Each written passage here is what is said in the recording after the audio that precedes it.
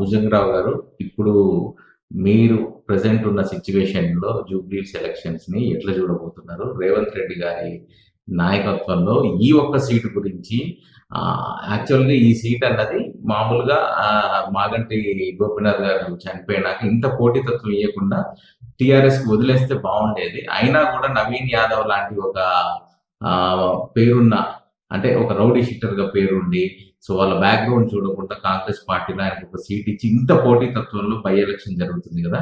దీన్ని మీరు ఏ విధంగా చూస్తున్నారు? నేను యథార్థవాదిగా, ఒక విద్యావేత్తగా, జూబ్లీ హిల్స్ నియోజకవర్గంలో ఉన్నటువంటి 7 డివిజన్లో ఉన్నటువంటి ప్రజలు, ఉద్యోగులు, ఉపాధ్యాయులు, పెన్షనర్సు, కార్మికులు, వలస కూలీలు, ఇతర రాష్ట్రాలకు చెందినటువంటి వాళ్ళు అక్కడ చాలామంది ఉన్నారు. 4,01,365 మంది ఓటర్స్ ఉన్నారు. మేల్ ఫీమేల్ ఒక 5,000 తేడాతో దరిదాపుగా ఉన్న పరిస్థితి. 1,00,000కు పైచిలుకుగా మైనారిటీ ఓటర్స్ అక్కడ ఉన్నటువంటి సిచ్యువేషన్. అనివార్యంగా మాగంటి గోపీనాథ్ గారి అకాల మరణంతో ఆ ఎన్నిక రావడం జరిగింది. సరే, అధికారంలో ఉన్నటువంటి పార్టీలు ఉన్నప్పుడు బైపోల్స్ ఇంతకు ముందు కూడా వచ్చినాయి, చరిత్రలో చాలాసార్లు జరిగినాయి. బైపోల్స్లో ఏం జరుగుతుందండి? అధికారంలో ఉన్నటువంటి పార్టీ దాదాపుగా గెలిపించుకోవడానికి అన్ని రకాల శక్తులన్నీ కూడా సమీకరిస్తారు. ఇది అందరికి తెలిసిన విషయం. కానీ జూబ్లీ హిల్స్లో దీనికి విరుద్ధంగా, విభిన్నంగా జరుగుతున్న పరిస్థితి కనబడతా ఉంది. తెలంగాణ రాష్ట్రంలో ఉన్న ప్రజలంతా తెలుసో తెలియకో చెప్పిన మాటలను నమ్మి, అవి మాయ మాటలు అనుకుందామా, మరాఠీ మాటలు అనుకుందామా, గజకర్ణ గోకర్ణ గారడి విద్యలు అనుకుందామా, నమ్మినము, మోసపోయినము, గోసపడుతున్నాము అనే దాంట్లో తెలంగాణ రాష్ట్రంలో ప్రజలంతా కూడా ఉన్న పరిస్థితి. ఏ వర్గం కూడా సంతృప్తిగా లేరు, సుఖంగా లేరు. అందరిలో ఒక తెలియనటువంటి అసంతృప్తి, తెలిసి బాధ, తెలిసి గోస, ఆందోళన పడుతున్న పరిస్థితి ఉంది. అరే, ఏదో జరగబోతా ఉంది జూబ్లీ హిల్స్లో. ప్రజా పాలనగా చెప్పుకొని 24 నెలలుగా పరిపాలన చేస్తున్నటువంటి కాంగ్రెస్ ప్రజాపాలనకు అద్దం పడుతుందా, ప్రతిబింబిస్తుందా? ఈ పాటికి అనాల్సింది కాంగ్రెస్. వాళ్ళ పాలన మీద వాళ్ళ పూర్తి నమ్మకం ఉంటే ఏమనాలి? 2 ఏళ్ల పాలనకు ఈ ఎన్నిక రెఫరెండం కాబోతుంది అనాలి. ఊదరగొట్టి ఉపన్యాసాలు ఇచ్చి తన స్టైల్లో అనేక మందిని తిట్లు, శాపనార్థాలు పెట్టి అయోమయ స్థితిలో దేవుడి మీద అకారణంగా ఒట్లేసి తప్పుకుని రేవంత్ రెడ్డి గారికి మరి ఎందుకు దమ్ము లేదనుకోవాలా, ధైర్యం లేదనుకోవాలా, నిజాయితీ లేదనుకోవాలా, వాళ్ళ పాలన ప్రజాపాలనగా లేదని వాళ్ళే అనుకుంటున్నందున పరిస్థితి ఉందా తెలియదు. మా పాలనకు రెఫరెండం అనే మాట ఎందుకు రావడం లేదు వాళ్ళ నోట్లో నుంచి అని నేను అడుగుతా ఉన్నా. నేను కూడా గత 2 వారాల నుంచి ఆ నియోజకవర్గంలో 7 డివిజన్లలో చాలా మందితో కలిసి విద్యావంతులుగా, రిటైర్డ్ వాళ్ళుగా, సామాజికవేత్తలుగా, రాజకీయ విశ్లేషకులుగా, ఒక పార్టీ పక్షపాతిగా కాకుండా ప్రజల అభిమానిగా, ప్రజల సుఖదుఖాలకు చేరువలో ఉండే వ్యక్తిగా, కష్ట నష్టాలను చూస్తున్నటువంటి వ్యక్తిగా ఏం జరగబోతా ఉంది అని పరిశీలిస్తున్న క్రమంలో జూబ్లీ హిల్స్లో పుట్టి పెరిగినటువంటి ఓటర్స్ కాదు వాళ్ళంతా. తెలంగాణ రాష్ట్రంలో 33 జిల్లాల వ్యాప్తంగా ఇతర రాష్ట్రాల నుంచి కూడా బ్రతుకు తెరువు కోసం వలస వచ్చి నివాసాలు ఏర్పరచుకొని అద్దె ఇళ్లలో ఉండి అరకొర బ్రతుకు అనేక ఇబ్బందుల మధ్యలో పడుతున్నటువంటి పరిస్థితి. అలాంటి ప్రజలే ఉన్నారు అక్కడ. సరే మాగంటి గోపీనాథ్ గారికి వారు ప్రజానాయకుడిగా ప్రజల్లో తిరిగి, ప్రజల్లో పెరిగి, ప్రజలతో ఉండి, ప్రజలతో జీవించి ఒక ప్రజానాయకుడిగా ప్రజల మనసుల్లో నిలిచిపోయిన పరిస్థితి మేము తిరుగుతున్నప్పుడు చాలా కనబడతాం. సరే, కేసీఆర్ గారు బీఆర్ఎస్ కూడా ఏం చేసిందంటే, సానుభూతి ఎట్లా ఉంటుంది, భర్త చనిపోతే భార్యకు సానుభూతి వస్తుంది, న్యాయం కూడా ఆమెకు టికెట్ ఇవ్వడం అనే ఉద్దేశంతో టికెట్ ఇచ్చిండ్రు అనే ప్రజలంతా కూడా భావిస్తున్న పరిస్థితి ఉంది.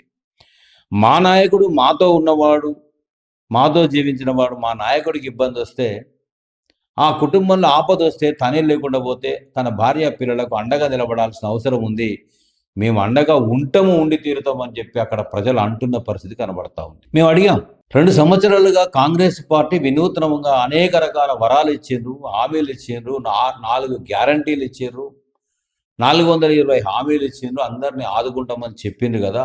మరి ఈ మధ్యలో సన్నబియ్యం ఇస్తున్నాము అని చెప్తున్నారు, ఫ్రీ బస్ పెట్టినామని చెప్తున్నారు. మరి ఇలాంటివన్నీ ఇచ్చినప్పుడు మీరు మర్చిపోయి కాంగ్రెస్ని కాదని ప్రతిపక్షంలో ఉన్న బీఆర్ఎస్ పార్టీకి మాగంటి గోపీనాథ్ని గెలిపిస్తే మీకు వచ్చేటువంటి ఉపయోగం ఏముంటుంది? ఒక పక్కన రేవంత్ రెడ్డి గారు మీరు కనుక కాంగ్రెస్కి ఓటు వేయకపోతే ఇస్తున్నవన్నీ కూడా ఆపేస్తాము అంటున్నారు. మరి మీకు నష్టం కాదా అని అడిగింది. వాళ్ళు ఏముందరో తెలుసా సాయి గారు, అసలు ఇచ్చిన ఏంటి సార్, ఇస్తున్న ఏంటి, ఆపడానికి ఏమున్నది ఆయనకు అని అన్నారు. సన్నబియ్యంలో 80% కేంద్ర ప్రభుత్వ నిధులే కదా, 20% రాష్ట్ర ప్రభుత్వమే ఇస్తుంది కదా. రేవంత్ రెడ్డి గారు కాంగ్రెస్ పార్టీ ఖజానాలో నుంచి సన్నబియ్యాన్ని ఖర్చు పెట్టడం లేదు కదా. ఫ్రీ బస్సు చేసినామని చెప్తున్నాడు కదా, ఆపేస్తామని అంటున్నాడు కదా. మరి ఫ్రీ బస్సు వేసిండు కానీ బస్సుల సంఖ్య ఏమైనా పెరిగిందా? మాకేమో ఫ్రీగా ఉంటుంది, నా భర్త ఊరికి పోతే డబల్ పైసలు టికెట్ పెట్టాల్సి వస్తుంది, కుడి చేత్తో ఇచ్చి ఎడమ చేత్తో లాక్కుంటుంది కదా సార్.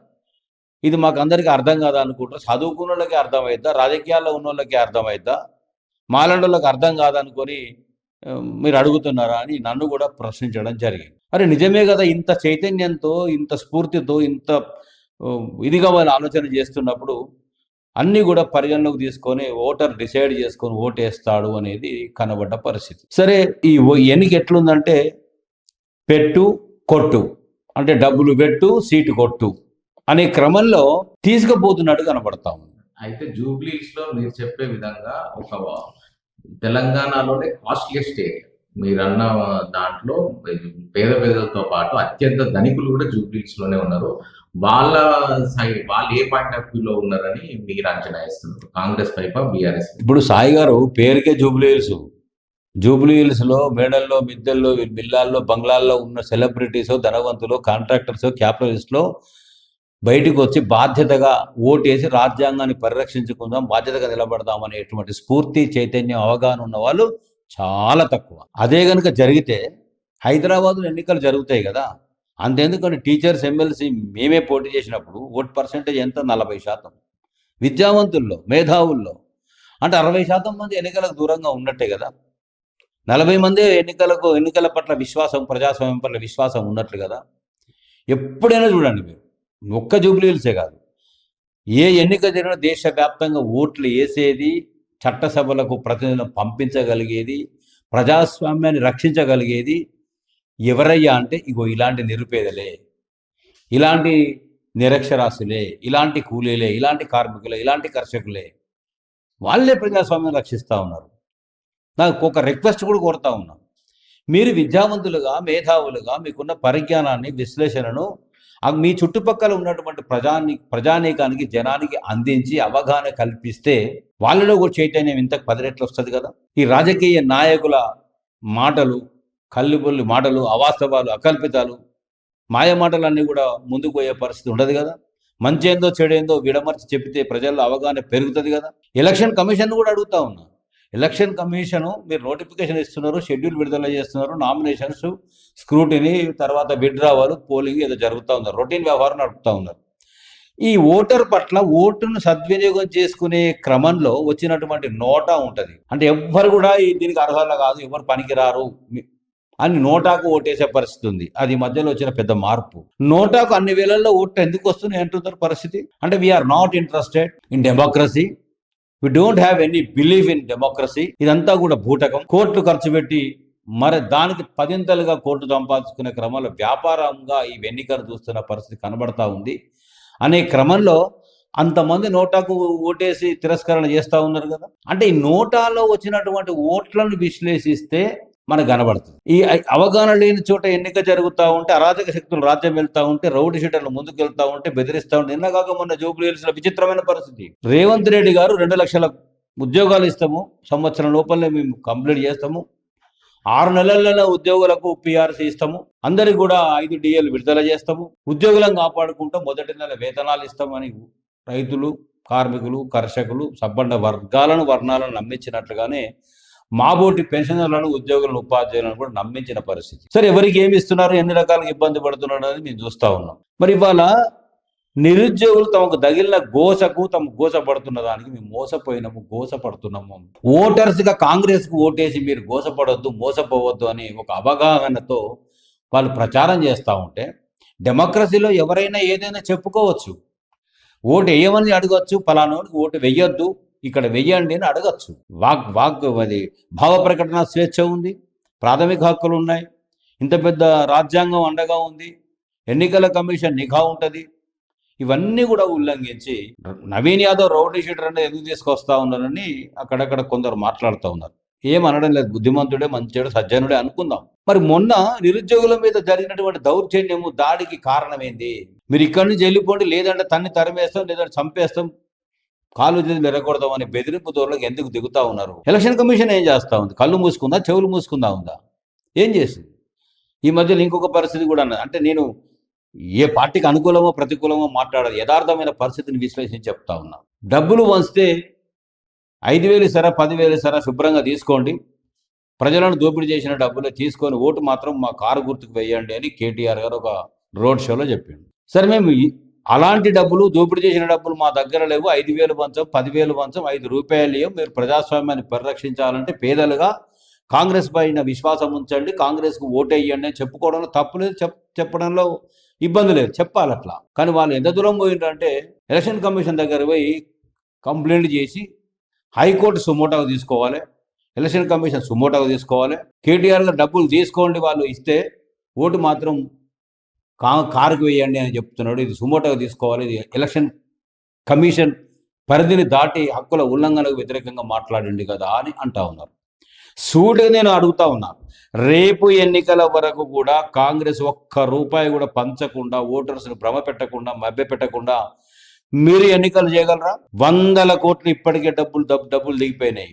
100 కోట్లలో ఓటుకి 10,000 తక్కువగా కూడా పంచుతున్న క్రమంలో ఏర్పాట్లు జరుగుతూ ఉన్నాయని మా దృష్టికి వచ్చినటువంటి విషయం ఉంది. అంటే డబ్బులు ఇచ్చేవాళ్ళు ఒక పక్కన, మేము ఇవ్వలేము కానీ డబ్బులు తీసుకొని ఓటేయండి ఇక్కడ అని చెప్పేది ఒక పక్కన, ఈ రెండింటి మధ్యలో జరుగుతున్న బై ఎలక్షన్ ఇది. ఇంకో మాట కూడా చెప్తా ఉన్నా, ఒక ఎన్నిక ఓడిపోతే రేవంత్ రెడ్డి గారు ముఖ్యమంత్రి కాకుండా పోడు, కాంగ్రెస్ అధికారం కోల్పోదు. కానీ ఒక ఎన్నిక గెలవడం వల్ల బీఆర్ఎస్కు ఉపయోగం అనేటువంటిది వాళ్ళు ఎట్లా చెప్తా ఉన్నారంటే, ప్రజలంతా కూడా గోచపడుతున్న వాళ్ళు తెలంగాణ రాష్ట్ర వ్యాప్తంగా 33 జిల్లాల నుంచి ఈ ఎన్నిక వైపు చూస్తూ ఉన్నారు. ఏం జరగబోతా ఉంది అంటే, కార్మికులు, కర్షకులు, కూలీలు, మైనారిటీలు అధికంగా ఉన్నటువంటి ఈ నియోజకవర్గంలో ఎలాంటి సంకేతం ఇవ్వబోతా ఉన్నది రాష్ట్రానికి? ఈ ఫలితంతో తేలేది ఏంది? ప్రజాపాలనగా గెలుపు ద్వారా, కాంగ్రెస్ గెలుపు ద్వారా కనబడుతుందా, లేదా ప్రజాకంటక పాలనగా హైడ్రాతో నిలువ నీడ లేకుండా కొంపలను గూల్చి జీవితాలను ఏమార్చి మరి రోడ్డున పడేసేటువంటి ప్రజాకంటక పాలనగా రుజువైతుందా? ఆ ఇబ్బందులు, ఆ ఘోష నుంచి బీఆర్ఎస్కు, కాంగ్రెస్ గుర్తుకు ఓటేసి తప్పు చేసినవనే పశ్చాత్తాపంతో ఓటర్స్ రియలైజ్ అయ్యి కారు పార్టీకి అండగా నిలబడతారా బీఆర్ఎస్ అనేది తేలాల్సిన అవసరం ఉంది. ఏం జరిగినా ఒకవేళ కాంగ్రెస్ ఓడిపోతే ఒళ్ళు దగ్గర పెట్టుకొని, చేసిన తప్పులను సరి చేసుకొని, అవినీతి అక్రమాలను తగ్గించుకొని, ప్రజా సంక్షేమానికి మీరు ఇచ్చినటువంటి హామీలకు, గ్యారంటీలకు ఇకనైనా బుద్ధిగా పనిచేసి ఎప్పుడు ఇస్తారో, ఏమి ఇస్తారో, ఎట్లు ఇస్తారో, ఎందుకు ఇవ్వడం లేదో విడమర్చి వివరించి చెప్పండి.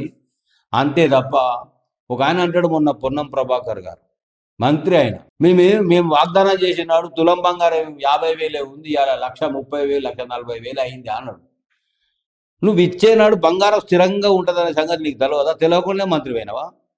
నువ్వేం చదివినావు నాకైతే తెలియదు. మరి హామీ ఇచ్చేనాడు బంగారం 50,000, మా ఎన్నికల టెన్యూర్ 5 ఏళ్ల కాలం అయిపోయే వరకు అదే 50,000 ఉంటుంది అని అనుకుని హామీ ఇచ్చిండా మీ రేవంత్ రెడ్డి గారు? మీరందరూ అదే చెప్పిండ్రా?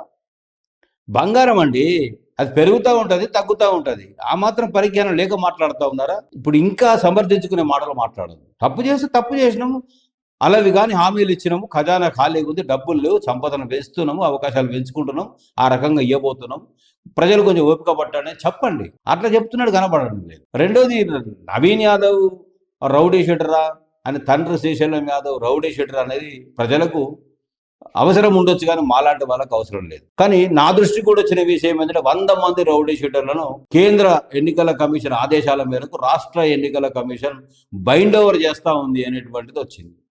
నిజంగానే సజ్జనుడు అయితే, నిజంగానే దుర్మార్గం లేకపోతే, నిజంగానే అక్రమాలు జరగకపోతే, నిజంగానే రౌడిజం కొనసాగే అవకాశం లేకపోతే, ఎలక్షన్ కమిషన్ అంత అలర్ట్గా 100 మందిని బైండ్ ఓవర్ చేసే క్రమంలో, మరి నవీన్ యాదవ్ గారు తండ్రిని కూడా బైండ్ ఓవర్ చేసే క్రమంలో మరి ఆదేశాలు, నిర్ణయాలు జరిగినప్పుడు ప్రజలు ఓటర్స్గా నియోజకవర్గంలో ఏమనుకుంటారండి? తెలంగాణ వ్యాప్తంగా ప్రజలంతా కూడా ఏమనుకునే పరిస్థితి ఉంటుంది? ఎవ్వరు దొరకలేదు వీళ్ళకి. ఇంకా నవీన్ యాదవే దొరికిందా? వాళ్ళ లోపల ప్రజలు అనుకుంటూ ఉన్నారు. మా దృష్టికి నేను తిరుగుతూ ఉంటా కనబడి నవీన్ యాదవ్ అయితేనే అదిరిస్తాడు, బెదిరిస్తాడు, తంతాడు, కొడతాడు, ఓట్లు వేయరు, వాళ్ళు ఓట్లు లాక్కుంటారు వీళ్ళు. ఆ శక్తి ఆయనకు ఉంది మాత్రం, కాబట్టి ఆయనకి ఇచ్చిండు నవీన్ యాదవ్ అని కనబడతా ఉన్నారు. 2 ఏళ్ల నుంచి మీకు మైనారిటీస్ కనబడలేదా? 2 ఏళ్ల నుంచి మైనారిటీస్ ఈ రాష్ట్రంలో లేరా? మైనారిటీస్ ఓట్లు వేయకుండానే కాంగ్రెస్ పవర్లోకి వచ్చిందా? మొత్తం కాంగ్రెస్ వేరు కాదు, మైనారిటీస్ వేరు కాదు, మొత్తం ముస్లింలకు చేసిందే, పెంచిందే, కాపాడిందే కాంగ్రెస్ అనే క్రమంలో అక్కడ రాహుల్ గాంధీ గారు, ప్రియాంక గాంధీ గారు, సోనియా గాంధీ గారు మాట్లాడుతూ ఉన్నారు. 130, 140 సంవత్సరాల చరిత్ర మాది అదే అని చెప్తా ఉన్నారు కదా. మరి మీరు నిజమే అనుకుంటే ఇక్కడ ఎవరు కనబడలేదా మీకు? ఒక్క మైనారిటీ మంత్రి ఇచ్చే అవకాశం లేదా? అంటే ఎన్నికల్లోకి వచ్చినాక విమర్శ చేసినాక ప్రజల పట్ల వివరించి చెప్పిన తర్వాత మైనారిటీ ఓటర్స్ జారిపోతూ ఉన్నారు, దూరం అవుతూ ఉన్నారు అనే క్రమంలో విషయం పరిస్థితి తెలుసుకొని హడావిడిగా రాత్రికి రాత్రే అడ్రస్ లేకుండా పోయిన అజారుద్దీన్ని తీసుకొచ్చి మంత్రి చేస్తున్నామని చెప్పేసి మీరు ప్రకటన చేశారు. సరే మీ ఇస్తున్నామని చెప్పారు, పిలిపించి ఢిల్లీ పిలిపించి నిర్ణయం జరుగుతుంది, పేపర్లు మీడియా మొత్తం హడావిడి గోలగోల చేసింది. తెల్లారు 2 ప్రెస్ మీట్లు పెట్టారు. బట్టి విక్రమార్క గారు ఒక ప్రెస్ మీట్, ఇంకో మంత్రి ఇంకో ప్రెస్ మీట్ పెట్టి ఏమన్నారు? మంత్రిగా ప్రమాణ స్వీకారం చేయమని అంటే గవర్నర్ అడ్డుపడతా ఉన్నాడు, బీజేపీ చాలా ఒత్తిడి చేస్తూ ఉంది, పట్టేయడం లేదు, అడ్డుపడతా ఉన్నారు అన్నారు. అంటే హిందూ ఓటర్స్ని రెచ్చగొట్టి పోలరైజేషన్ చేసి మీ వైపు లాక్కుందామనే క్రమమా ఇది? నిజమే, మీరు కరెక్ట్, మీరు చేసే దాంట్లో నిజాయితీ ఉంటే 2 సంవత్సరాల క్రితమే ఈ బై ఎలక్షన్ రాకముందే అజారుద్దీన్ ఖాన్లో కనబడలేదా? అజారుద్దీనే కాకుండా హైదరాబాద్లో వీరోచితంగా పోరాడిన ఫిరోజ్ ఖాన్ ఉన్నాడు కదా, కాంగ్రెస్ని అంటిపెట్టుకుని ఉన్నాడు కదా, షబ్బీర్ అలీ కాంగ్రెస్లో పితామహుడు కదా, అనేక గవర్నమెంట్లో క్యాబినెట్లో పనిచేసినోడు ఉన్నాడు కదా. మీరు ఎవరో ఒకరికి మైనారిటీ మంత్రి ఇంతకు ముందే ఇచ్చి ఉంటే కాంగ్రెస్ నిజాయితీగా ఉంది, మైనారిటీ శ్రేయస్సును కోరుతా ఉన్నారు, సంక్షేమాన్ని కోరుతా ఉన్నారు అనుకునే అవకాశం ఉంటుంది కదా. ఎస్, ఇక్కడ ఓటర్స్ అనుకుంటా ఉన్నారు, చాలామంది మైనారిటీస్తో మాట్లాడినాం, వాళ్ళు ఏమంటున్నారు అంటే హట్ द इडोलमा हम पूरा दीवाना है क्या, हम पूरा बेवकूफ़ है क्या, ये अहम टाइम पे रेवंत रेड्डी साहब हथेली में जन्नत दिखाने का बात आप बोल रहे, अजहरुद्दीन साहब को हम मिनिस्ट्री दिए बोल रहे, मिनिस्ट्री क्यों दिए हमको समझ में नहीं आता, हमको मालूम नहीं होता, हमारा वोटा लूटने के लिए अजहरुद्दीन साहब को कैबिनेट दे दिए, हमारा वोट किसको डालना, क्या डालना, किसको जिताना, किसको हराना हमको अच्छी तरह से मालूम है साहब, ये अजहरुद्दीन को मिनिस्ट्री दिए बोल के कांग्रेस के पीछे हम भागने वाला नहीं है అని మైనారిటీస్ మాట్లాడుతూ ఉన్నారు. అంటే ఇలాంటి పరిస్థితుల మధ్య గ్రహించబోతా ఉంటే అనేక రకాల సర్వేలు, కేకే సర్వే, చాణక్య సర్వే, సర్వేలు అన్నీ కూడా ఏం చెప్తా ఉన్నాయంటే ఎడ్జు బీఆర్ఎస్కే 16-17% ఉంది అనేటువంటి సర్వేలు వస్తూ ఉన్నాయి. మా కాంగ్రెస్ వాళ్ళే అంటున్నారు, నిన్న రోడ్ షో జరిగింది అక్కడ ఎస్ఎం ఫంక్షన్ హాల్ కాడ యూసుఫ్ रहमत నగర్లో, వాళ్ళు అంటూ ఉన్నారు ఆడ 2 दिन से नींद नहीं है साहब, हमारा रेवंत రెడ్డి సాబ్కు नींद नहीं है. రేవంత్ రెడ్డి సాబ్ ఏం చెప్పిండు, ఆయన కూడా పత్రికల్లో చూసినాం, నేనొక్కనే ప్రమాదంలో పడా, నా సీఎం సీటే పోదు, మంత్రులుగా మీ సీట్లు కూడా పోతాయి, ఎట్లా పోతే నాకు అర్థం కాలే, ఒక్క సీటు కోల్పోతే, ఒక్క సీటు గెలవకపోతే రేవంత్ రెడ్డి సీఎం కాకుండా ఎట్లా పోతాడో, మంత్రులు మరి వాళ్ళ సీట్లు ఎట్లా పోతాయో, అధికారం ఎట్లా కోల్పోతుందో నాకు అర్థం కాలే. అంటే అడుగడుగున తప్పులు చేస్తున్న క్రమంలో, ప్రతి అడుగు తప్పు పడుతున్న క్రమంలో వెన్నులో అంత చలి ఉందా మీకు, అంత వణుకుందా? అవసరం లేదు కదా, ప్రజాభవన్ పూలే భవన్ కదా, ప్రజాపాలన కదా, ప్రజలకు స్వావలంబన చేకూర్చే మీ ప్రభుత్వం అయినప్పుడు అంతగా భయపడాల్సిన అవసరం లేదు కదా. ఒక ఎన్నిక గెలిచినా ఓడినా మీ జాగ్రత్త మీరు రిజల్ట్గా గంభీరంగా ఉండి ఉంటే ప్రజలు నిర్ణయించుకొని ఓటేసి గెలిపించి తీసుకొచ్చి ఆ కానుక జూబ్లీ హిల్స్ అసెంబ్లీ సీట్ మీ చేతుల్లో పెడితే నిజంగా మీ పరిపాలనకు ప్రతిబింబంగా కనబడుతుంది. మరి ప్రజలన్నిటి కూడా విశ్లేషించి ఖచ్చితంగా अहम मौका पे धोखेबाजी को क्या करना, हमेशा पब्लिक के साथ रहने वाला, चलने वाला, हर मौका में मदद करने वाला को कैसा हमन मदद करना, साथ रख लेना, जिताना, बचा लेना हमको, हमको कैसा बचा लेना, पूरा पब्लिक को क्या क्या रास्ता बताना, क्या मैसेज देना. जुबली हिल्स में हम अनपढ़ है तो भी, लेबर है तो भी, वर्कर है तो भी, हम क्या मैसेज दे रहे हैं? आप पढ़े लिखे से वालों से हम అక్లాక్ లోగ్ హై, మేము ఇంకా తెలివైన ఉన్నాం మీకంటే, ఈ మార్పు రావాలి తెలంగాణ రాష్ట్రంలో అనే దానికి ఒక బాట వేస్తున్నాము అనే క్రమంలో ఆ గెలుపు ఉండబోతా ఉన్నట్టుగా కనబడతా ఉంది. పరిస్థితులు ఏం జరుగుతాయో చూద్దాం. ఓడిపోతే ఒక రకమైన పరిణామాలు ఉంటాయి, కాంగ్రెస్ గెలిస్తే ఒక రకమైన పరిణామాలు ఉంటాయి, బీఆర్ఎస్ గెలిస్తే ఏ రకమైన పరిణామాలు ఉంటాయి, ప్రజలకు ఏ రకంగా మేలు జరిగే అవకాశం కనబడుతుంది అనే క్రమంలో ఆలోచన చేయాల్సిన అవసరం ఉంది. ఎనీహౌ ప్రజలందరికీ కూడా విజ్ఞప్తి, మంచి చెడుని విశ్లేషించి మంచికి పట్టం కట్టండి, న్యాయాన్ని ధర్మాన్ని రక్షించండి. సానుభూతితో సునీత వైపు నిలబడతారా? ఈ సానుభూతి అక్కర్లేదు, మనిషి పోగానే మాట పోయింది, మద్దతు పోయింది, అవతల పక్షాన మేము వెళ్ళిపోతాము, డబ్బుల కోసమే అన్యాయం వెంటనే నిలబడతామని ఆలోచించుకుంటారా? ప్రజలకే వదిలేద్దాం, వాళ్ళ విజ్ఞతకి వదిలేద్దాం. Thank you very much.